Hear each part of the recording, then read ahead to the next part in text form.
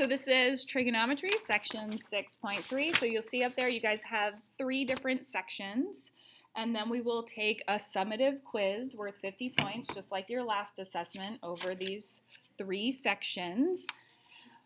We're starting today and next class to talk about vectors. Does anybody know what a vector is or have heard of vectors before? So let's see. Do we remember this?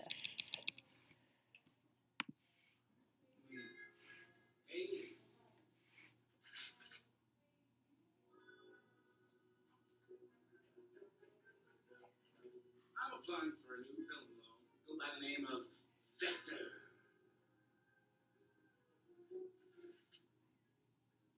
It's a mathematical term. Quantity represented by an arrow with both direction and magnitude. Vector! That's me, as I'm committing crimes with both direction and magnitude. Oh yeah! Check out my new weapon. Piranha gun! Oh yes! Fires live piranhas. Never seen one before? No, you have, man. You want a demonstration? Oh, ouch! That's so difficult sometimes to get friends. All right, so that's vector. You guys remember vector from Despicable Me? Yes? Okay, so vectors come up all the time. If you end up taking calculus, if you end up taking physics, anything that has to do with like velocity or force, vectors are what are primarily used by engineers. So instead of using like a line segment on a coordinate plane, they're going to use a directed line segment, and I should highlight that because you'll see that on your homework assignment, directed line segment, because it's all about force. So in the video, right, he talks about direction and magnitude. And so, of course, it's nice to see a Disney movie getting it correct, that is true. So magnitude just is the length of your vector. So on the coordinate plane, say we have, 2 points. How do we find the distance between 2 points on the coordinate plane? The distance formula. So a lot of what we're going to do today, you guys have seen before. It's just the only thing is we're attaching these new vocabulary words to it, which is vectors. The other one is the direction. In order to figure out the direction of your vector, we just use the slope formula. So again, all these things you have seen before, but now we have these vectors, which are directed line segments, which means they're array. They start with a point and then they have an arrow at the end. And they are called the initial point where we start and the terminal point where we end.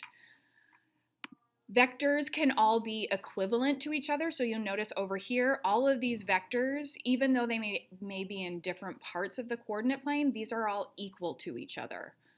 We like to write vectors, and I know it's just getting used to the notation that we use in math class, is we like to use lowercase letters and they're bold-faced. And I tried to make sure that on your homework, I made sure that in order to denote that it was a vector, that it is bolded. So if it's not bolded, call me out on it so I can fix that for next year. So the first thing we're going to do is we're going to say, okay, I have these 2 vectors right here. They're plotted on the coordinate plane. We've got u and v, and we want to prove that they are equivalent. So in order to prove that they are equivalent, we first have to show that they have the same direction, which is going to be slope. And then we have to show that they have the same magnitude, which is going to be the distance.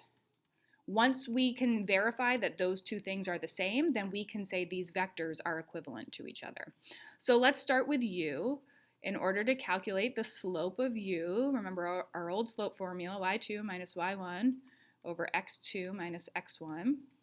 So I do 2 minus 0 over 3 minus 0. I get 2/3. So that's the slope of vector u. I then do the same thing for vector v. So I'll do 4 minus 2 over 4 minus 1. Notice I go from my terminal point to my initial point, and I know which one is the terminal point because that's where the arrowhead is. And I get the same thing, 2 over 3. So they do have the same direction. So we've met the first of the 2 criteria that we need. Our next one is going to be the distance formula. So if we remember our distance formula, we're going to do x2 minus x1 squared. And it's on the next page of your notes here, so you'll have it written down in your notes, considering you can use these notes on your quiz, so make sure you take as many notes as you can. So the distance for you, I'm going to do 3 minus 0 squared plus 2 minus 0 squared. So I get the square root of 3 squared plus 2 squared equals the square root of 13. And then my distance for v, I do the same thing, just maybe a little bit more work. 4 minus 1 squared plus 4 minus 2 squared. And I also get out the square root of 13. So since they have the same magnitude and the same direction, we can say that yes, these two vectors are equivalent.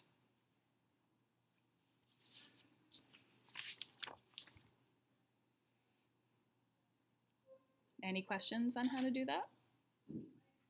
It's a little time consuming, right, with the distance formula, but just take your time on it. If you want to plot them on the coordinate plane, right, having a visual helps. Also, if you really hate the distance formula and you just want to do the Pythagorean theorem, remember you can always do that too. You can always make your right triangle and just use your a squared plus b squared.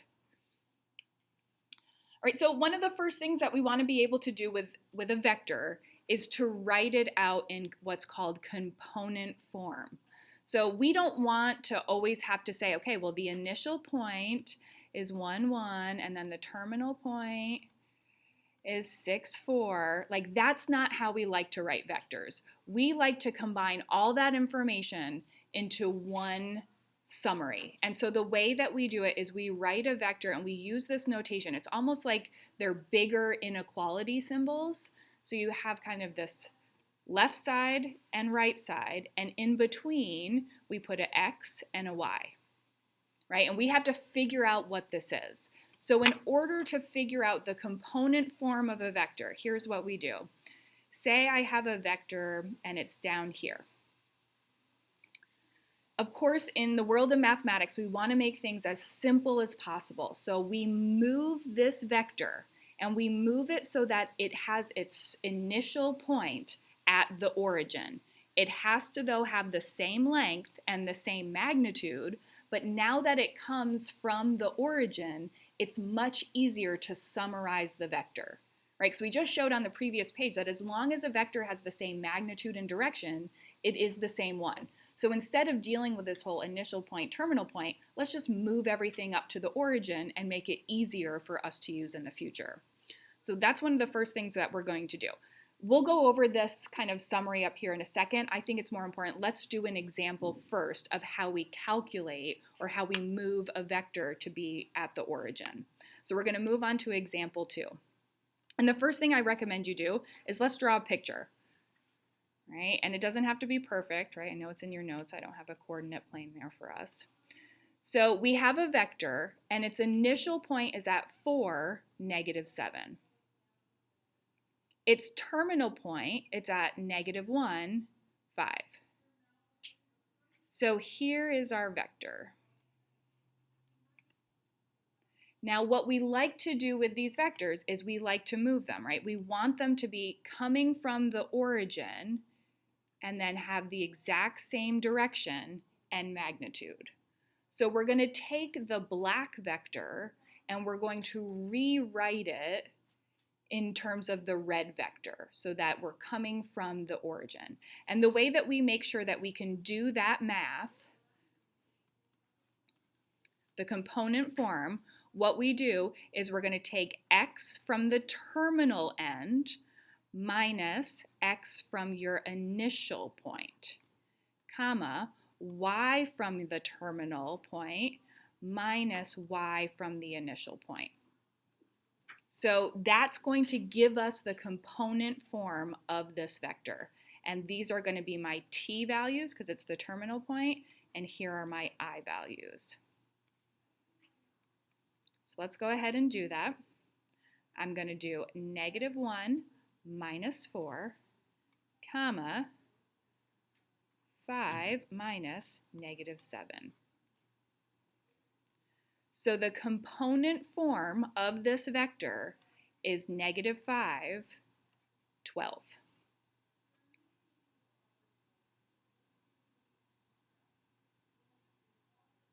Questions on how I did that? And if you look at our picture, I know that I definitely did not draw this to scale, but can we kind of see how if we moved that vector up, this point up here, okay, it kind of looks like a -5, 12. That's where it would end up. So it's as if the initial point was at 0, 0, and now my terminal point is at -5, 12. So that is the component form. So that's the first part here. The second thing we want to do is calculate the magnitude. Now remember, magnitude is just, sorry, not the direction, is going to be just the length. What is the length of my vector? And in order to calculate that, at this point, yes, I can use the distance formula using these points up here, but the faster way to do it is use this component form. Now that everything's from the origin, all I have to do to calculate the magnitude of v, which is our vector, this is how we denote magnitude, is these double absolute bars. Magnitude of v. We're going to do the square root of -5 squared plus 12 squared. So it's basically we're going to do the Pythagorean theorem right here to figure out what the length is. And thankfully that's a nice Pythagorean triple. If you put that into your calculator, you'll get out that the length or the magnitude of vector v is 13.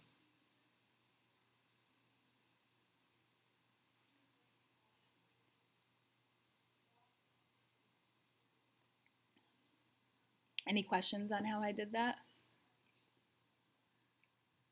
If you go back and kind of look at your summary up here, the reason why I don't like to use this one is just your book likes to use P and Qs, and I feel like it's really easy to get those kind of mixed up in your head here. Here's where you've got the component form of your vector. You put it all as if it's based from the origin, and then to calculate your magnitude, all you have to do is take the square root of your x component squared plus your y component squared. And remember, we like to use this symbol here where it's the double absolute bars that represent the magnitude. Okay, our next example that we're going to go over is, okay, how do we perform operations with vectors? How do we add them? How do we subtract them? Well, everything that you know about math is going to apply to vectors as well. I kind of like this chart, which is on your next page over, where it shows you, okay, if here is vector v and it looks like this, what does a half of a v look like? Well, we just cut it in half. Or what does 2v look like? We make it twice as long. Or what does -v look like? We switch it around so that it's pointing in the other direction. So all the things that you know about how like just math works with numbers, a lot of those things can be applied to vectors as well. One of the approaches for adding vectors, which I'm going to ask you to do on your homework, so I think just pay attention for a second here as I show you this example, is when you add vectors, you add them end to end. So if I wanted to add u plus v, I would take my v vector and I would attach it to the end of u. Once I do that, from my kind of initial point at u, the addition can be shown right there. It's like, right, the shortest distance between 2 points. That's what that's going to show you. This represents here your u plus v value. And here, I know your book has already put that in there, but that's kind of how you would add those two vectors together. It's called the parallelogram approach because you end up kind of drawing a parallelogram, or half of a parallelogram, because basically you could go either way.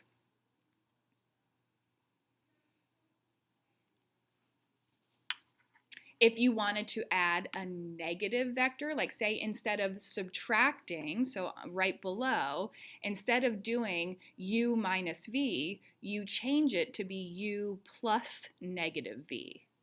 So I kind of like that approach because here's your u, and then instead of adding or trying to subtract v, you add a negative v, which brings you down here, which tells you that your subtraction of u minus v would wind up here. Like I said, when you do an example on the homework, I picked a sum example for you to do. It's just a nice way of solidifying exactly what you're supposed to get, because I'm going to show you how to just do the arithmetic, and I guarantee for the most part you guys will just do the calculations in your head, or just out on a sheet of paper rather than having to graph them. So in example 3, we have vector v, this is already in component form. So the nice thing is when you see those kind of bigger inequality symbols, you can already assume, all right, I don't need my initial and terminal point. These are already in component form for me. So from this, we want to calculate 2 times v, w minus v, and v plus 2w. So let's first calculate 2 times v. And all I do, it's kind of like distributing, I multiply both parts of my vector by 2, and I get out -4, 10.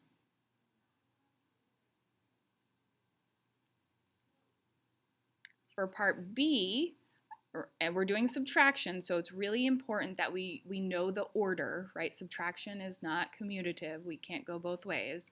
So I'm doing the vector 3, 4 minus the vector -2, 5. And so what you do is you subtract your x's with your x's, and you subtract your y's with your y's. So you get 3 minus -2 for the x component, and then 4 minus 5 for the y component. So you get out a new vector of 5, -1. It's kind of your x's with your x's, your y's with your y's. Go ahead and try v plus 2w on your own. Make sure you do order of operations. You have to multiply first before you can add.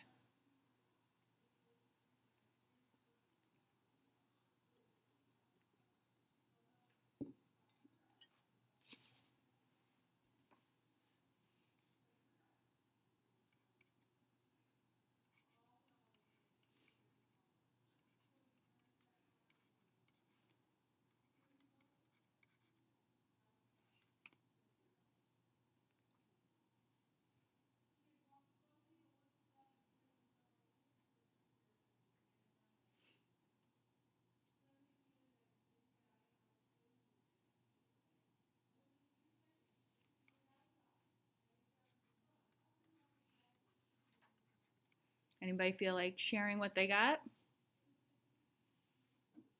Girls? 413, perfect. Figure put you on the spot since there's 2 of you. Right, so we add these together here, we get 4. We add these here together, we get 13. So that's the component form of our new vector, 4, 13. So in your notes, you've got this nice little table here, which don't let this overwhelm you, okay? This is saying a lot of things about numbers that we already know. If I add 2 vectors, it doesn't matter in what order I add them. The same way 2 plus 3 is the same as 3 plus 2. The second one, I can add 0 to any vector and I get out the same vector. So 5 plus 0 is still 5. So that's what a lot of these lists are, right? It's your commutative property, it's your opposite property, u plus a negative u equals 0. It's just a nice summary that vectors work exactly as we mathematically anticipate they will work. The next part, and this is probably the most challenging part, is finding unit vectors. And what that means is, say I have a vector on my coordinate plane and it has a length of 13, just like the one we did in kind of our first example. Well, I want to find a unit vector that has a length of only 1, but has the exact same direction as my original vector. So how can I take kind of the vector I originally have and scale it down? And in order to scale it down, you just have to divide your vector by its magnitude. So you take your vector, You figure out its magnitude, and then you take each part of the component and divide by that magnitude value. So let me show you what I mean by that. Let's do an example. So we have a vector, and it's already in its nice component form I see right here. And we want to calculate the unit vector for it and then verify that it has a length or a magnitude of 1. So the first thing I do is I'm going to figure out what is the magnitude of v. In order to do that, it's already in component form nicely, so I do the square root of -3 squared plus 4 squared. So the magnitude of vector v is just whole number 5, right? I picked a nice 3, 4, 5 right triangle for us. So in order to calculate the unit vector of v, I just take our -3, 4, and I divide it by 5, which means I'm going to take each component and divide it by 5. So I get -3/5, 4/5, and that represents the unit vector of v.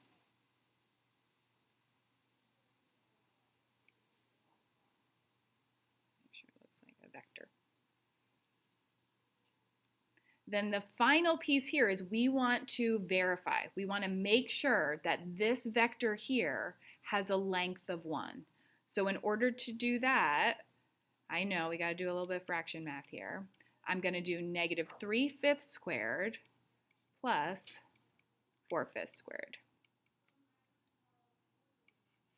So -3/5, 3/5 times 3/5, we get 9/25.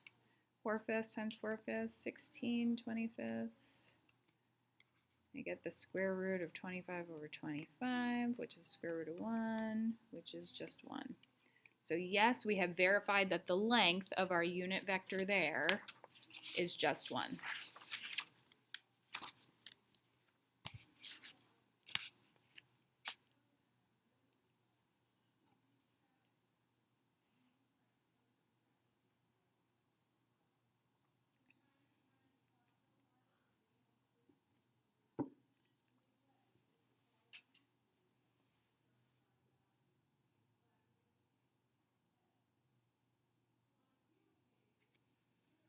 All right, the very last thing that we will do today is, of course, mathematicians said, you know what, how can we make this a little bit easier on us?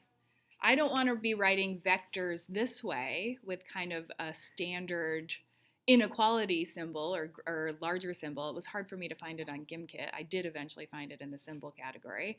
So what they do is they say, instead of using component form where we use those symbols and we have kind of our x, y, we're going to change it up.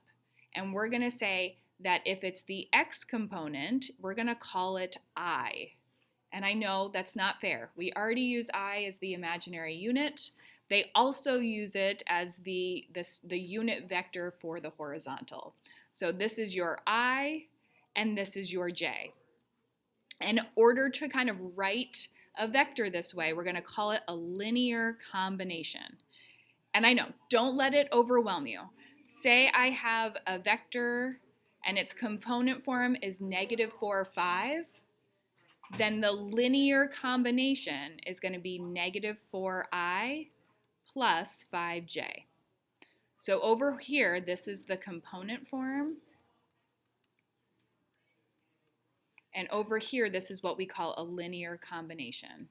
And notice I use a plus sign in between as I'm adding the horizontal component and then the vertical component. So don't let that overwhelm you. In fact, when you're doing vector math, it actually makes it a little bit easier because we're all really good working with variables and combining like terms and all of those things. So that is kind of how they end up denoting vectors quite a bit.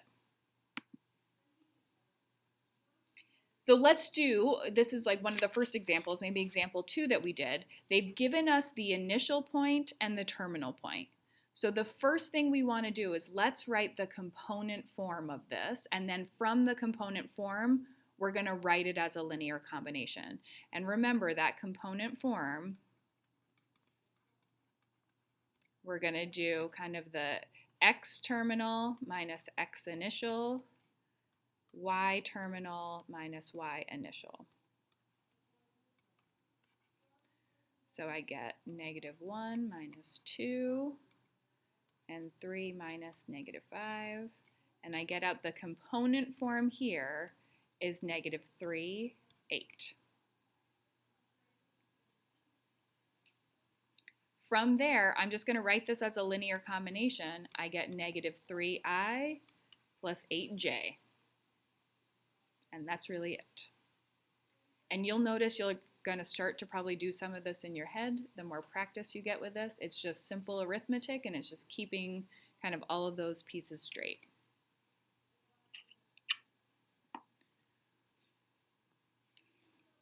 I'll just write here, remember this is our linear combination. So the last thing we're going to do is we're going to do very similar type addition problem, but instead of using component form, we're going to use the linear combination form. So my vector u is what we just calculated, that -3i plus 8j, and now vector v I've denoted as 2i minus j, and I want to calculate 2u minus 3v. And so here it's going to end up really looking like an ACT problem or something. Minus 3. And I'll tell you what, I have seen a couple of vector questions on the ACT, and they like to use the I and the J form. They don't use the component form. They are more likely to use the linear combination form. I'm not sure why, but out of all the vector questions I've seen from the ACT, that's the form they take. So here, once I distribute that 2 through my u vector and that 3 through that -3 through my v vector, I then just combine my like terms, and I get -12i plus 19j.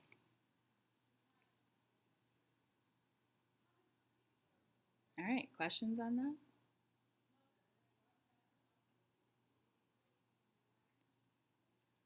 All right, for those of you watching, there is a worksheet that is homework. I also encourage you to practice the GIMKit, because with these types of problems, the more practice, the more skill and drill you have, the better prepared you will be for our upcoming quiz.